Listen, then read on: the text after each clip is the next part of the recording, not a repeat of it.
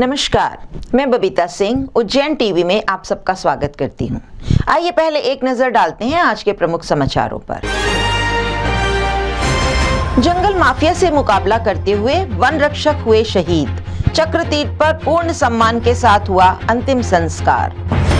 रोगी कल्याण समिति के सदस्य द्वारा मेडिकल ऑफिसर के साथ अभद्र व्यवहार, एसपी को की शिकायत मेडिकल ऑफिसर ने। कलेक्टर कार्यालय की प्रतिलिपि शाखा में रिश्वत की मांग करने वाली लिपिक के दराज में से मिली रिश्वत की रकम।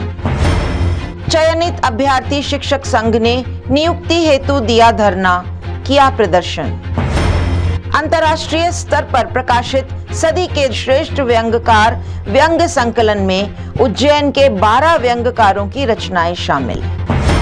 जंगल माफिया से मुकाबला करते हुए उज्जैन निवासी वन रक्षक मदन लाल वर्मा देवास के जंगल में हुए शहीद। वन विभाग के आला अफसरों की मौजूदगी में किया गया सम्मान पूर्वक अंतिम संस्कार। वन परिक्षेत्र पुंजापुरा के रतनपुर बीट गार्ड मदन लाल वर्मा की गोली मारकर हत्या करने का मामला सामने आया है।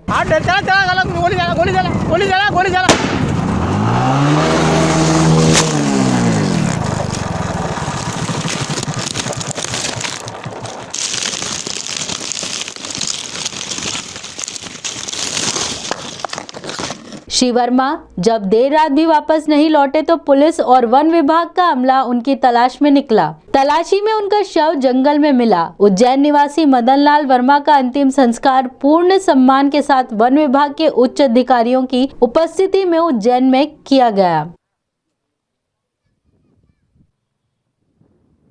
देखिए, ऐसा है कि देवास जिले के जो जंगल में श्री मदन लाल वर्मा जी वन रक्षक के रूप में काम कर रहे थे और 4 फरवरी को जंगल के अंदर गश्त करने गए थे, तभी कुछ अज्ञात अपराधियों ने उन्हें गोली मार दी। और ये गोली मारने का वीडियो जो मृतक वर्मा जी हैं वन रक्षक, उनके मोबाइल से ही बनाया गया उन्होंने, जो कि जेब में ऑलरेडी वीडियो उन्होंने चालू करके रखा था। उस वीडियो से समझ में आता है कि अपराधियों को उन्होंने चेज़ किया, अपराधियों को रोकने की कोशिश की और उन अपराधियों के हौसले इतने बुलंद थे कि उन्होंने जो वन रक्षक को गोली मारी है वो लगभग 10 से 12 फीट के दूरी से गोली मारी है। गोली मारने के पश्चात संभवतः वो भाग गए और जो हमारे वन रक्षक थे उनकी वहीं पर मौके पर गिर गए और उनकी वहीं पर मृत्यु हुई। शाम को जब वो लौट के नहीं आए हैं उसके बाद उनकी तफ्तीश चालू हुई और थाना प्रभारी उदयनगर पुंजापुरा रेंज ऑफिसर के साथ में जंगल की जब कॉम्बिंग की गई तो पता लगा कि हमारा कर्मचारी मृत अवस्था में वहां पर मिला। रोगी कल्याण समिति के सदस्य द्वारा ऑन ड्यूटी मेडिकल ऑफिसर के साथ किया गया अभद्र व्यवहार। मेडिकल ऑफिसर ने एसपी को दिया शिकायती आवेदन पत्र, मामले की जांच का मिला आश्वासन। उज्जैन उत्तर की विधायक पारस जैन की माताजी अपने निवास स्थान पर अस्वस्थ थीं। उनके इलाज के लिए घर चलने को सिविल अस्पताल में on duty medical officer Deepak Sharma से रोगी कल्याण समिति सदस्य राजेश बोराना ने कहा। तब डॉक्टर दीपक शर्मा ने खुद को ऑन ड्यूटी बताते हुए जाने से मना कर दिया। राजेश ने सिविल सर्जन से भी दीपक की बात कराई और मानवता के नाते चलने को कहा। सिविल सर्जन ने भी मेडिकल ऑफिसर से जाने को कहा, मगर दीपक शर्मा ने मना कर दिया। इस पर राजेश बोराना अपना आपा खो बैठे। अपने साथ हुए अभद्र व्यवहार का ब्यौरा देते हुए मेडिकल ऑफिसर दीपक शर्मा ने बताया, अभी तो मैंने बोला कि मैं अपनी ड्यूटी छोड़कर नहीं जा पाऊंगा और सिविल सर्जन ने इस पर आपत्ति जताई और मुझे वो फ़ोन पर ही चिल्लाने लगे, तो मैंने फ़ोन रख दिया और राजेश बोराना जो है इसके उपरांत मुझसे माँ बहन की गाली देने लगे और ये कहने लगे कि अगर हमारे मरीज को कुछ होगा तो तुमको जान से मार देंगे। दीपक शर्मा के द्वारा दिए गए आवेदन पर एसपी सत्येंद्र कुमार शुक्ल ने कहा कि मामले की जांच कर यथा योग्य कार्रवाई की जाएगी। एक आवेदन अभी पहुंचा है, उसकी हम जांच करा रहे हैं। दूसरे पक्ष की तरफ से भी आवेदन आया है कि उनको वहाँ पे गए थे, हॉस्पिटल गए थे, हॉस्पिटल के दौरान कुछ वाद विवाद की स्थिति बनी है। पूरे दोनों ही आवेदनों का परीक्षण करा रहे हैं, जो भी उचित कार्रवाई होगी उसमें उचित कार्रवाई। उज्जैन टीवी यह दुखद समाचार देता है कि विधायक श्री पारस जैन की माताजी श्रीमती कैलाश बाई का देहांत हो गया। उज्जैन टीवी परिवार उन्हें श्रद्धांजलि अर्पित करता है। कलेक्टर कार्यालय की नकल शाखा में रिश्वत लेते हुए लिपिक लोकायुक्त छापे में पकड़ाई, दराज में से बरामद हुई रिश्वत की राशि।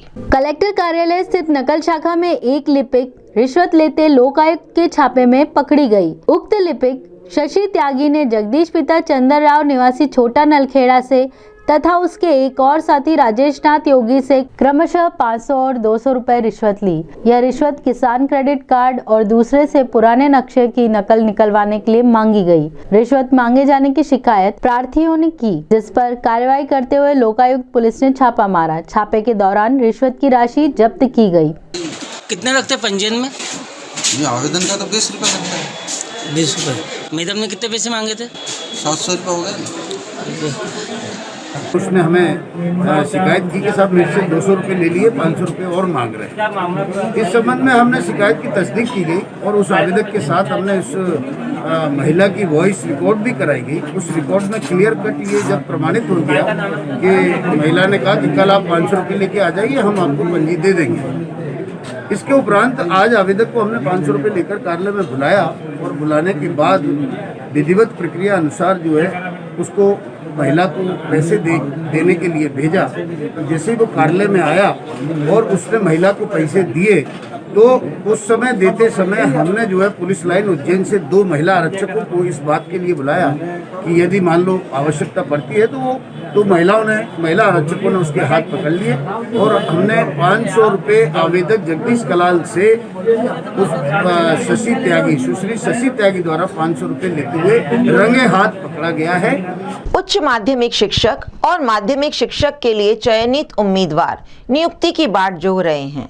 नियुक्ति के लिए किया प्रदर्शन। किसी जमाने में चट मंगनी पट ब्याह की तर्ज पर साक्षात्कार के बाद चुने हुए उम्मीदवारों को हाथ में नियुक्ति पत्र थमा दिए जाते थे। अब जमाने हवा हुए। अब तो चयन हो जाने के 2 साल बाद भी नियुक्ति के लिए इंतजार करना पड़ता है। प्रदेश शासन ने सन 2018 में उच्च माध्यमिक शिक्षक के लिए 19,220 एवं माध्यमिक शिक्षक के लिए 11,374 पदों पर अभ्यर्थियों का चयन किया। कायदे से उन्हें अविलंब नियुक्त किया जाना था, मगर दस्तावेज सत्यापन के नाम से 2 सालों से उनकी नियुक्ति लटकी हुई है। लिहाजा इन प्रतीक्षारत उम्मीदवारों ने मध्य प्रदेश चयनित शिक्षक संघ का गठन कर लिया। अपनी 2 सूत्रीय मांगों, पहली दस्तावेज सत्यापन प्रक्रिया अविलंब पूरी की जाए तथा दूसरी नियुक्ति की तारीख घोषित कर निर्धारित तारीख को उन्हें नियुक्तियां दी जाए को लेकर धरना ज्ञापन प्रदर्शन की मजबूरी में राह चुनी। अपनी मांगों को रखते हुए संघ के सदस्य ने बताया, लगभग 30,000 शिक्षक वर्ग 1 और वर्ग 2 में चयनित हैं, जो इस प्रक्रिया का काफ़ी समय से इंतजार कर रहे हैं। सीएम साहब को भी हमने कई बार ज्ञापन दिया, कलेक्टर साहब को भी कई बार ज्ञापन दिया, शिक्षा मंत्री से भी इस बारे में कई बार बात की गई, लेकिन कहीं से भी कोई आशाजनक जवाब प्राप्त नहीं हो रहा है। भी ये मामा जी से रिक्वेस्ट कर रहे हैं कि आप हमारी ज्वाइनिंग को जल्द से जल्द पूर्ण कीजिए, क्योंकि हम बहुत मानसिक और शारीरिक रूप से भी बहुत प्रताड़ित हो चुके हैं और इंतज़ार कर रहे हैं कि कब मामा जी ये शिक्षक भर्ती को पूर्ण करेंगे। सर, आज का जो हमारा धरना प्रदर्शन है पूरे मध्य प्रदेश में हो रहा है। हर जिले के कैंडिडेट्स इकट्ठे हुए हैं। हम लगभग 30,000 कैंडिडेट हैं। मोर देन 30,000 जो हैं सब लोग परेशान हो रहे हैं, 3 साल से परेशान हो रहे हैं। प्राइवेट स्कूल सभी बंद हो चुके हैं। कहीं ना कहीं हमको प्राइवेट स्कूलों का सहारा था, जहां से हमको निकाल दिया गया है। इसलिए हम माननीय मुख्यमंत्री महोदय से निवेदन करते हैं कि हमारा चयन जो है जल्दी से जल्दी करें और हमें इस आर्थिक स्थिति से निपटाने की कोशिश करें। लगातार हो रही लूट व चोरी की घटनाओं पर कार्रवाई करते हुए कुल 7 बदमाशों को गिरफ्तार कर हथियार व वाहन जब्त किए गए। जीवाजीगंज पुलिस को सूचना मिली कि राम जनार्दन मंदिर के समीप कुछ बदमाश हथियार लेकर बैठे हैं और डकैती की योजना बना रहे हैं। इस पर टीआई मनीष मिश्र, एसआई प्रमोद भदौरिया, नेहा जादौन, आरक्षक श्याम व मनीष यादव ने मौके पर दबिश देकर वहां से 5 बदमाशों को गिरफ्तार किया। आरोपियों के नाम करण उर्फ भूरा 23 वर्ष निवासी तिलकेश्वर कॉलोनी, राहुल उर्फ अमीर चंद 24 वर्ष निवासी कमल कॉलोनी, महेश 24 वर्ष डेलवास रतलाम, सचिन उर्फ पप्पू खोटा 18 वर्ष निवासी बलाईवाड़ा, सूरज निवासी तिलकेश्वर कॉलोनी को गिरफ्तार किया। आरोपियों का एक साथी मौके से फरार हो गया। पुलिस उसकी तलाश में जुटी है। आरोपियों से पुलिस ने 1 तलवार, 2 चाकू, 1 पिस्टल, 1 नकली पिस्टल बरामद की। इसके अलावा चोरी की 5 बाइक भी जब्त की। आरोपी लूट की वारदात भी करते थे। एक आरोपी रतलाम के ताल से 3 साल से दुष्कर्म के मामले में फरार था, जबकि 2 ने 4 दिन पूर्व गढ़कालिका मंदिर के पीछे झारखंड से आए श्रद्धालु का बैग छीन लिया था। बैग में हीरे का मंगलसूत्र, मोबाइल व अंगूठी थी। पुलिस ने बताया कि बदमाशों की जेल में दोस्ती हुई थी, उसके बाद उन्होंने गैंग बना ली। कार्रवाई की जानकारी देते हुए एएसपी अमरेंद्र सिंह ने बताया, और इसमें कुल 5 आरोपियों को पकड़ा गया है। इस 5 आरोपियों में एक आरोपी इसमें फरार हो गया है और 5 आरोपी जो पकड़े गए हैं उनके कब्जे से, उनके पूछताछ में कुल 5 मोटरसाइकिल मिली है। इसके अलावा इसमें 1 तलवार, 2 चाकू और 2 पिस्टल भी बरामद हुई हैं। और जब इनसे पूछताछ हुई तो 27 जनवरी को जो घटना एक हुई थी जिसमें झारखंड के जो दर्शनार्थी थे उनके साथ में एक बैग जो छीनने वाली घटना हुई थी, उसका खुलासा हुआ है। उसमें जो घटना में जो उनका मंगलसूत्र है, इसके अलावा जो अंगूठी है और मोबाइल बरामद हुए हैं। इसमें से एक आरोपी रतलाम जिले में 376 में वांटेड था, वहां का एक फरार आरोपी भी गिरफ्तार हुआ है। सभी गिरफ्तार हुए आरोपियों के क्रिमिनल रिकॉर्ड हैं। इधर थाना कोतवाली पुलिस ने भी कार्रवाई करते हुए 2 चोरों को हिरासत में लिया। दरअसल 2 फरवरी को फरियादी द्वारा मोबाइल चोरी की रिपोर्ट पर कार्रवाई करते हुए पुलिस ने 2 आरोपियों को चरक अस्पताल के पास से गिरफ्तार किया। आरोपियों के पास से पुलिस ने नागदा से चुराई गई मोटरसाइकिल व इंदौर से चुराए गए 2 लैपटॉप भी बरामद किए। आरोपी पुराने बदमाश है, जिससे पूछताछ में अन्य वारदातों के खुलासे की भी उम्मीद है। हाँ, ये दोनों लड़के रवि उर्फ नारायण है, ये ढांचा भवन का रहने वाला है, और ये राहुल भी वहाँ का शास्त्री नगर निर्गंगा का। इनके आपराधिक रिकॉर्ड है थानों में, और ये आदतन इसमें एक चीज है, नशा करने के आदी है, नशे के कारण से ये चोरी करके अपना पूर्ति। लोक स्वास्थ्य यांत्रिकी विभाग द्वारा शिविर लगाकर जल कर की वसूली की जा रही है। वहीं बकायादारों के कनेक्शन भी काटे जा रहे हैं। 4 से 16 फरवरी तक चलने वाले वसूली अभियान के पहले दिन पीएचई ने लगभग 4.5 लाख रुपए की वसूली की। शिविर में अवैध कनेक्शन को वैध करने के अवसर भी दिए गए। फ्रीगंज क्षेत्र से 20 व बुधवारिया क्षेत्र से 5 कनेक्शन काटे गए व 9 अलग अलग काउंटर से जल कर वसूली भी की गई। बकायादारों के घर घर जाकर पीएचई कर्मियों द्वारा बकाया राशि भरने या कनेक्शन काटने की बात भी कही गई।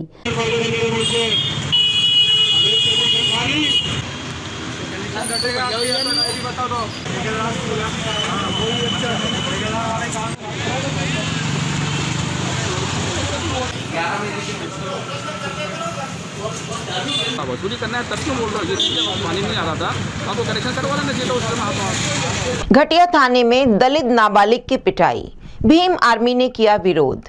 विवाद हैंडपंप पर पानी भरने का। घटिया निवासी 15 वर्षीय नाबालिग दलित बालक भुवनेश की घटिया थाने में बेरहमी से पिटाई का मामला सामने आया है। प्रताड़ित भुवनेश ने अपने साथ घटित घटना की शिकायत एसपी से भी की है। भुवनेश ने घटना के बारे में बताया, मामूली से विवाद के कारण घटिया थाना क्षेत्र में टीआई सर ने वो जूते लठ से और पट्टे से मारा। जबरदस्ती वो बोलते कि चाकू मारने का बोल के तुम चाकू मारा। घटिया भीम आर्मी के जिला अध्यक्ष भरत कुमार खरे ने तीव्र प्रतिक्रिया व्यक्त करते हुए कहा कि भुवनेश हैंडपंप पर पानी भरने गया तो उसे पानी भरने से रोका गया। रोकने वाले दबंग व्यक्ति के द्वारा किए व्यवहार की शिकायत करने भुवनेश थाने गया तो उसके साथ ही मारपीट की गई और लॉकअप में बंद कर दिया गया। दलित समाज के बच्चों को जो कि 15 वर्ष का नाबालिग होने के कारण भी टीआई ने इनको जूते से और बेल्ट से बेरहमी से मारा, साथ ही 24 घंटे लॉकअप में रखा, जिसके कारण बच्चे की मानसिक स्थिति आप भी देखो खराब हो रही है और ना ही कोई मेडिकल कराया ना एमएलसी कराया। मैं आपकी मीडिया के माध्यम से बताना चाहता हूं कि आज भी दलित समाज के साथ जातिवाद कर रहे हैं और ये बातम साहब है, लगातार हमारे फ़ोन लगाने पे भी नाबालिग बच्चों को मारने का अधिकार नहीं, फिर भी इन्हें मारा है, तो भीम आर्मी इसका कड़ा विरोध करेगी। अंतर्राष्ट्रीय स्तर के व्यंग संकलन में नगर के 12 व्यंगकारों की रचनाओं को किया गया शामिल।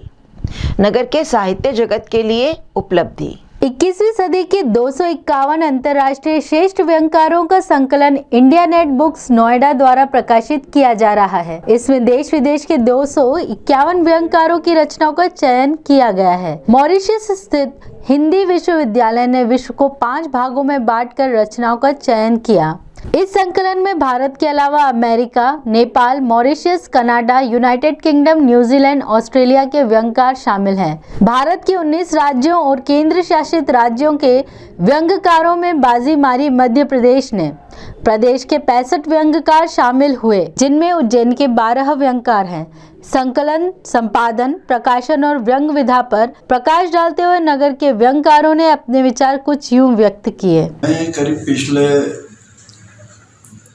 30 साल से व्यंग लेखन कर रहा हूँ और देश के विभिन्न पत्रिकाओं में मेरे करीब 1500 व्यंग प्रकाशित और टेपा सम्मेलन में 1999 में मुझे मध्य प्रदेश सर्वश्रेष्ठ व्यंग लेखन पुरस्कार डॉक्टर शिव शर्मा ने दिया था। ये मेरी उस वक्त की उपलब्धि रही। सर, जो ये इसमें जो पुस्तक निकल रही है, इसमें आपका कौन सा व्यंग छपा है? उसमें मैंने सिर्फ 2 ही व्यंग पहुँचाए थे। उसमें कौन? तो एक व्यंग था घर चला के देखो और दूसरा जो पहुँचाया था बिन डीजे क्या कीजिए।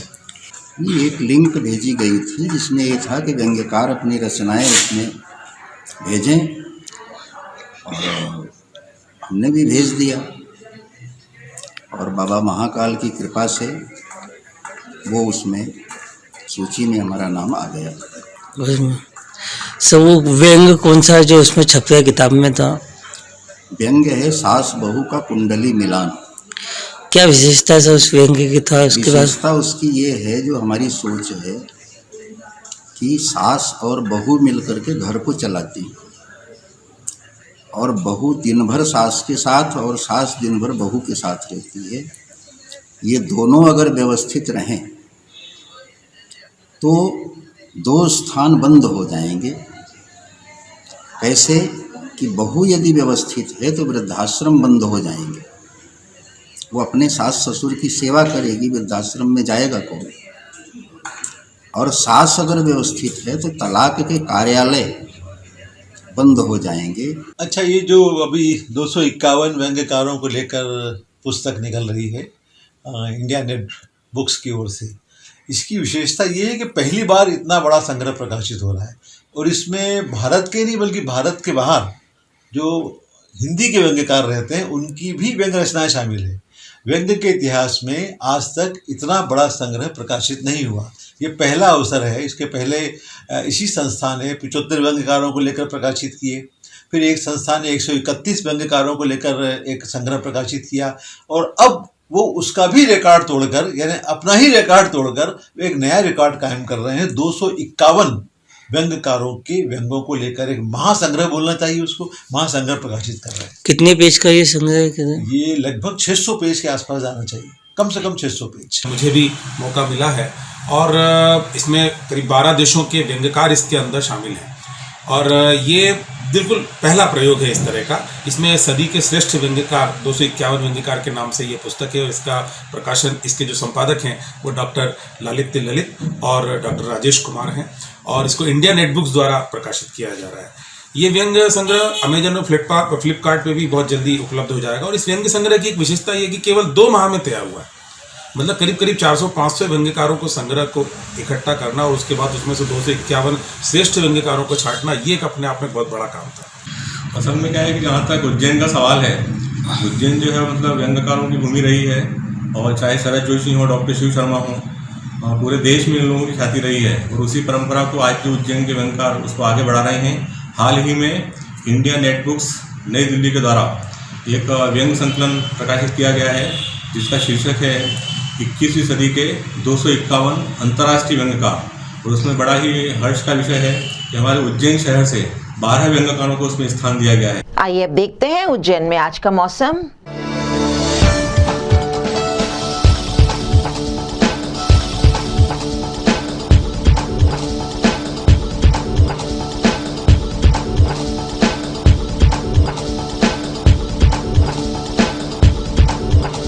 और अंत में एक बार फिर एक नजर आज के प्रमुख समाचारों पर।